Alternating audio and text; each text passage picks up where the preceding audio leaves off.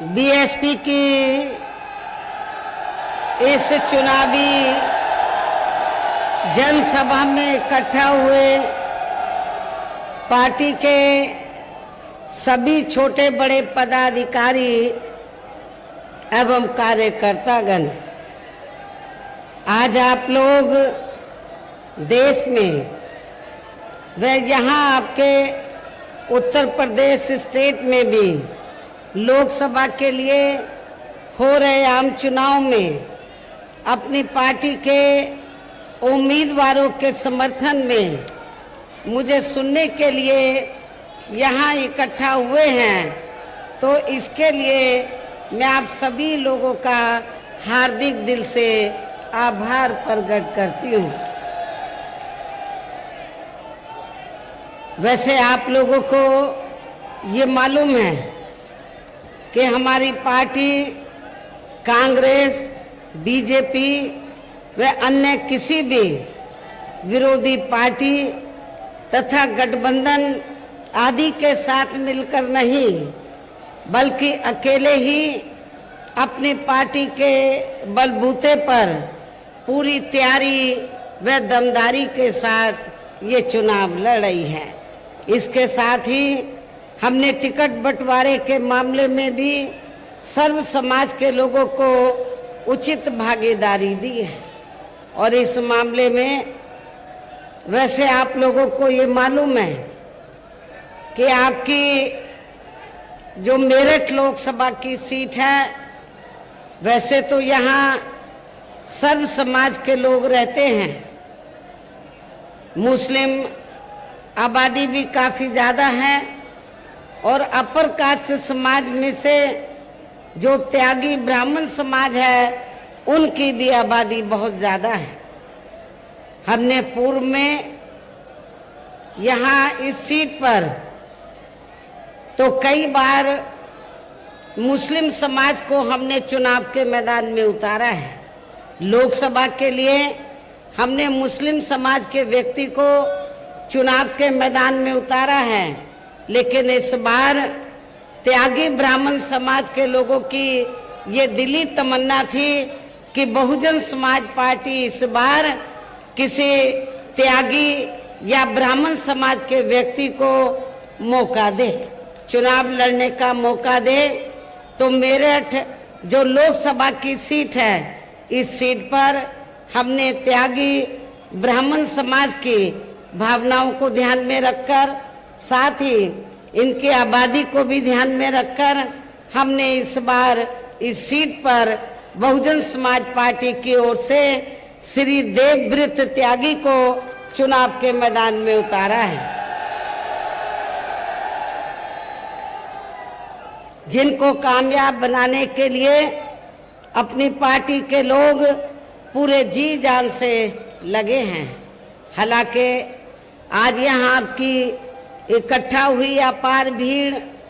व भीड़ के जबरदस्त जोश को भी देखकर अब मुझे भी एक काफी हद तक भरोसा हो गया है कि पिछली बार की तरह इस बार भी आप लोग अपने प्रदेश से यह लोकसभा आम चुनाव में अपनी पार्टी का बेहतर रिजल्ट जरूर लाएंगे। और इसके लिए अब मैं आप लोगों का ध्यान कुछ जरूरी बातों की तरफ दिलाना चाहती हूँ, और इस संबंध में विशेषकर मैं कांग्रेस, बीजेपी व इनके अन्य सभी सहयोगी दलों के बारे में ये कहना चाहूँगी कि आज़ादी के बाद शुरू में केंद्र व देश के काफ़ी राज्यों में भी ज़्यादातर सत्ता यहाँ कांग्रेस पार्टी के हाथों में केंद्रित रही है, किंतु इनके अधिकांश मामलों में रही गलत नीतियों एवं गलत कार्य प्रणाली आदि की वजह से ही फिर इस पार्टी को केंद्र व काफ़ी राज्यों की भी सत्ता से बाहर होना पड़ा है, तथा यही स्थिति इनकी सहयोगी पार्टियों की भी बनी रही है, जिसके कारण ही फिर पिछले कई वर्षों से यहाँ बीजेपी व इनके सहयोगी दल केंद्र एवं काफी राज्यों की भी सत्ता में काबिज हो गए हैं, लेकिन इनकी भी ज्यादातर रही जातिवादी, पूंजीवादी, संकीर्ण, सांप्रदायिक व द्वेषपूर्ण नीतियों एवं कार्य प्रणाली आदि से तथा इनकी कथनी व करनी में भी काफी अंतर होने की वजह से अब ऐसा लगता है इस बार ये भारतीय जनता पार्टी भी केंद्र की सत्ता में आसानी से वापस आने वाली नहीं है, बशर्ते यदि ये चुनाव इस बार फ्री एंड फेयर होता है तथा आम चर्चा के मुताबिक वोटिंग मशीनों में भी कोई गड़बड़ी आदि नहीं की जाती है। और वैसे भी इस बार चुनाव में इनकी कोई भी पुरानी एवं नई चल रही नाटकबाजी, जुमलेबाजी व गारंटी आदि काम में आने वाली नहीं है, क्योंकि अब देश की जनता काफी हद तक इस बात को समझ चुकी है कि इनकी पार्टी ने अब तक देश के विशेषकर गरीबों, कमजोर तबकों, मध्यम वर्गीय एवं अन्य मेहनतकश लोगों को जो इन्हें अच्छे दिन दिखाने के असंख्य प्रलोभन भरे वायदे किए हैं तथा अनेकों हवाई व कागजी गारंटी आदि भी दी है, तो उनका जमीनी हकीकत में अभी तक इन्होंने लगभग 1/4 हिस्सा भी कार्य पूरा नहीं किया है, बल्कि इसके स्थान पर इनका ज्यादातर समय व ताकत भी यहाँ इनके अपने चहेते रहे बड़े बड़े पूंजीपतियों एवं धन्ना सेठों को ही ज्यादा से ज्यादा मालामाल व धनवान आदि बनाने में तथा उन्हें हर स्तर पर छूट देने व बचाने में ही लगी रही है, जिनके अधिकांश आर्थिक सहयोग से ही ये पार्टी व अन्य पार्टियां भी अपना संगठन चलाती हैं तथा चुनाव आदि भी लड़ाती हैं, जिसका काफी कुछ खुलासा बॉन्ड की आई रिपोर्ट से भी हो जाता है। इसके साथ ही अब ऐसा लगता है कांग्रेस पार्टी की तरह ही बीजेपी ने भी केंद्र की तमाम सरकारी जांच एजेंसियों का लगातार ज्यादातर राजनीतिकरण ही कर दिया है। इसके अलावा देश के किसान वर्ग भी वर्तमान बीजेपी की सरकार में शुरू से ही अपनी विभिन्न समस्याओं को लेकर काफी ज्यादा दुखी व परेशान रहे हैं और अभी भी हैं, जबकि यूपी में 4 बार हमारी पार्टी की रही सरकार ने इनके हितों का भी हर स्तर पर विशेष ध्यान रखा है। हमने अपनी चारों हुकूमतों में किसानों को खेती करने के लिए समय से सस्ते साधन हमने उपलब्ध कराए हैं। इसके साथ ही इनकी हर फसल का उचित दाम भी हमारी सरकार ने दिया है। और आपके पश्चिमी यूपी में गन्ना काफी पैदा होता है। गन्ना किसानों को हमने पूर्व की रही सरकारों और वर्तमान सरकार की तुलना में हमने काफी बढ़ा चढ़ा के दाम गन्ना किसानों को दिया है। इतना ही नहीं बल्कि केंद्र में पूर्व की रही कांग्रेसी सरकार की तरह ही वर्तमान भाजपा सरकार में भी इनकी जातिवादी, हीन, सांप्रदायिक एवं पूंजीवादी सोच व नीतियों के चलते ही पूरे देश में सर्व समाज में से खासकर गरीबों, दलितों, आदिवासियों, पिछड़े वर्गों, मुस्लिम एवं अन्य धार्मिक अल्पसंख्यक समाज के लोगों का भी पूर्ण रूप से विकास व उत्थान आदि नहीं हो सका है। और इस संदर्भ में वैसे आप लोगों को ये मालूम है कि पूरे देश में यहाँ दलितों, आदिवासियों एवं अन्य पिछड़े वर्गों का सरकारी नौकरियों में वर्षों से अधूरा पड़ा आरक्षण का कोटा भी अभी तक भी पूरा नहीं भरा गया है। विशेषकर एससी व एसटी वर्गों के सरकारी कर्मचारियों का पदोन्नति में आरक्षण भी अब काफी हद तक प्रभावहीन ही बना दिया गया है। और मैं एससी एसटी वर्गों के कर्मचारियों को यहाँ ये भी बताना चाहती हूँ कि जब यूपी में समाजवादी पार्टी के नेतृत्व में सरकार थी, तो इस सरकार ने SC/ST वर्गों के सरकारी कर्मचारियों का पदोन्नति में आरक्षण बिल्कुल ही खत्म कर दिया था। क्या SC/ST के कर्मचारी वर्ग या इस वर्ग के जो लोग हैं, क्या ऐसी पार्टी को एक भी वोट देकर अपना खराब करेंगे? जो पार्टी आपके आरक्षण को खत्म करने के लिए पूरे जी जान से लगी हुई है, और वो सपा नहीं चाहती है SC/ST वर्गों के लोगों को आरक्षण का पूरा लाभ मिले। और इतना ही नहीं, जब इसके बिल को प्रभावी बनाने के लिए हमने राज्यसभा में संशोधन विधेयक हमारी पार्टी द्वारा सरकार पर काफी दबाव बनाकर जब ये विधेयक आया,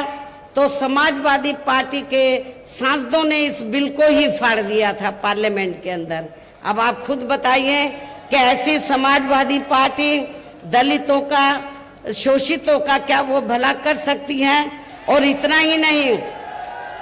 इन वर्गों में जन्मे संतों, गुरुओं और महापुरुषों के नाम पर जो हमने जिले बनाए, यूनिवर्सिटी बनाई और पार्क आदि बनाए,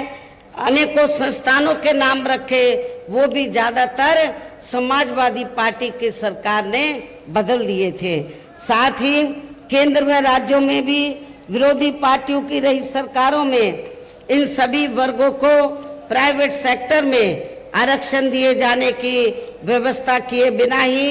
इनकी सरकारों के ज्यादातर सरकारी कार्य अब प्राइवेट सेक्टर के जरिए ही इनके बड़े बड़े पूंजीपतियों व धन्ना सेठों आदि को ही दिए जाने के कारण अब इनको पूरे देश में आरक्षण का बहुत कम ही लाभ मिल पा रहा है। इसी प्रकार इनका इन और मामलों में भी शोषण व उत्पीड़न आदि होना अभी तक भी बंद नहीं हुआ है। इसके साथ साथ मुस्लिम व अन्य धार्मिक अल्पसंख्यक समाज के लोगों की भी हालत हर स्तर पर काफी ज्यादा खराब व दयनीय ही बनी हुई है, जिसका काफी कुछ खुलासा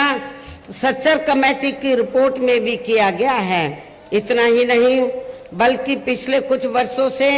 केंद्र व अधिकांश राज्यों में भी बीजेपी व RSS की सरकारों के चलते हुए अब इनका विकास एवं उत्थान आदि होना भी काफी हद तक बंदशाई हो गया है। आए दिन इन पर खासकर हिंदुत्व की आड़ में हो रही जुल्म जाति भी यह काफी ज्यादा चरम सीमा पर पहुंच चुकी है। इनके साथ साथ अपर कास्ट समाज में से विशेषकर गरीब लोगों की भी हालत हमें कोई खास अच्छी नजर नहीं आती है। इनकी गलत कृषि नीतियों के कारण किसान वर्ग भी आए दिन आंदोलित ही बना रहता है। साथ ही इनकी गलत आर्थिक नीतियों की वजह से देश की अर्थव्यवस्था पर भी इसका काफी बुरा प्रभाव पड़ा है, जिससे यहाँ विशेषकर छोटे एवं मध्यम वर्गीय व्यापारी वर्ग भी काफी ज्यादा दुखी व परेशान हैं। और अब केंद्र में पूर्व की रही सरकारों की तरह ही वर्तमान भाजपा सरकार में भी यहाँ पूरे देश में गरीबी, बेरोजगारी एवं महंगाई आदि भी लगातार काफी ज्यादा बढ़ रही है। देश में हर स्तर पर फैला भ्रष्टाचार भी अभी तक खत्म नहीं हुआ है। साथ ही अपने देश की सीमाएं भी अभी तक पूरे तौर से सुरक्षित नहीं हैं। ये भी बड़ी चिंता की बात है। ऐसे में अब आप लोगों को देश में हो रहे लोकसभा चुनाव में कांग्रेस, बीजेपी व इनकी सहयोगी पार्टियों को भी केंद्र की सत्ता में आने से जरूर रोकना है, जिनकी गलत नीतियों व गलत कार्य प्रणाली आदि को आप लोग काफी हद तक आजमा भी चुके हैं। ऐसी स्थिति में अब ये विरोधी पार्टियां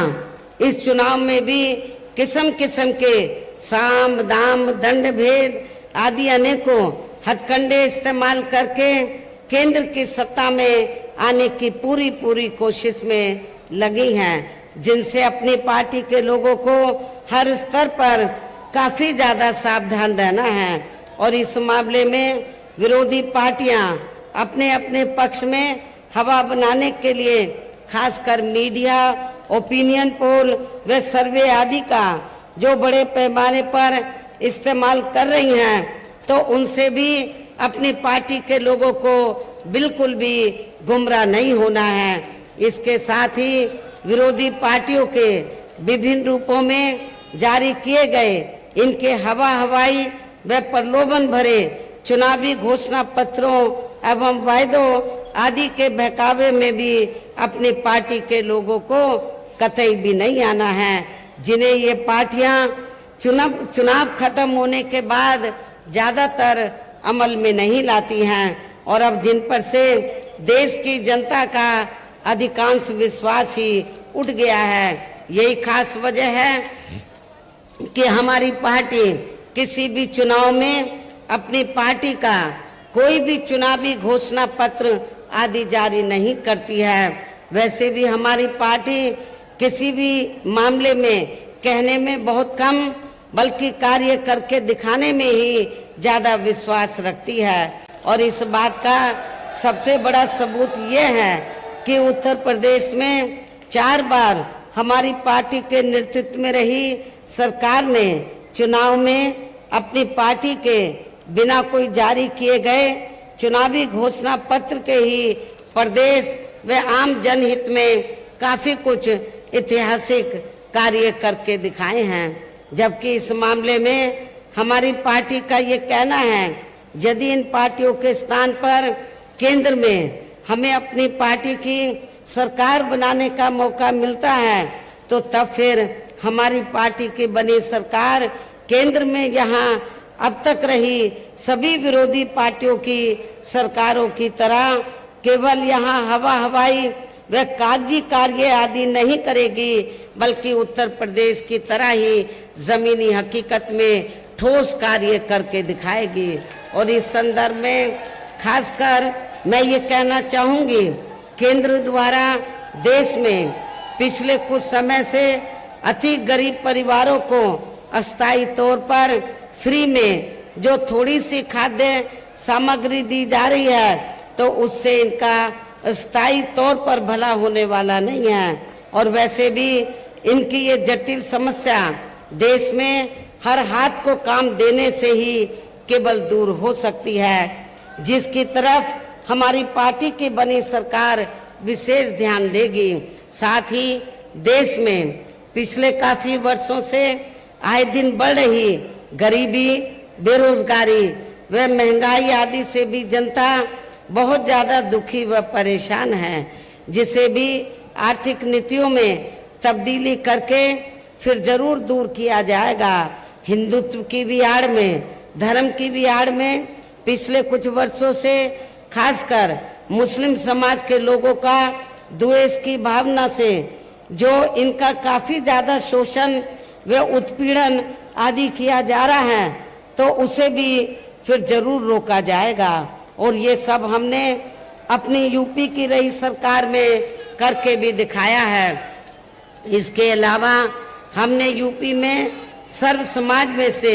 गरीब एवं बेरोजगार लोगों को बेरोजगारी भत्ता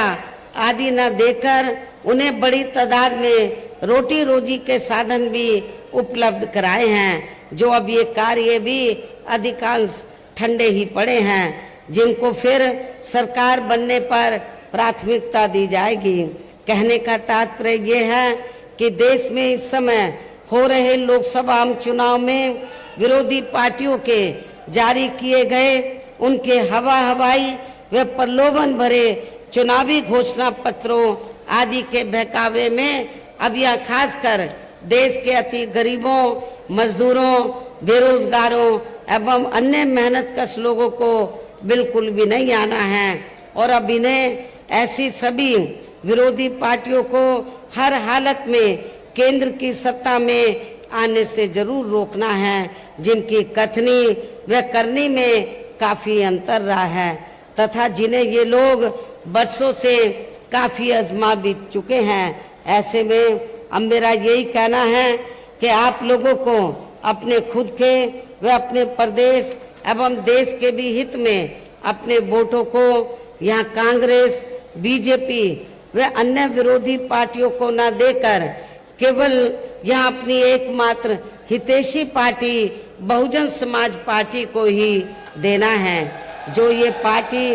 उत्तर प्रदेश की तरह ही केंद्र में भी अपनी पार्टी की सरकार बनने पर फिर पूरे देश में यहाँ अपनी पार्टी की सर्वजन हिताय व सर्वजन सुखाय की नीतियों पर आधारित ही सरकार चलाएगी। इसके साथ साथ केंद्र से जुड़ी आपके क्षेत्र की जो भी यहाँ स्थानीय समस्याएं होंगी तो उन्हें भी फिर दूर करने का हर संभव पूरा प्रयास किया जाएगा। और इस मामले में आप लोगों को ये मालूम है कि आप लोगों की लंबे अरसे से ये मांग रही है कि इलाहाबाद जो हाई कोर्ट की जो बेंच है तो वो आपके मेरठ में भी बननी चाहिए। लेकिन जिस प्रकार लखनऊ में बेंच बनी है उसी तर्ज पर आपके मेरठ में भी बेंच बननी चाहिए। लेकिन केंद्र की सरकार इस ओर ध्यान नहीं दे रही है। जब हमारी पार्टी केंद्र की सत्ता में आ जाएगी तो इस मामले में सकारात्मक कदम उठाएगी। इसके अलावा आपका जो पश्चिमी यूपी है तो ये क्षेत्र, इस क्षेत्र को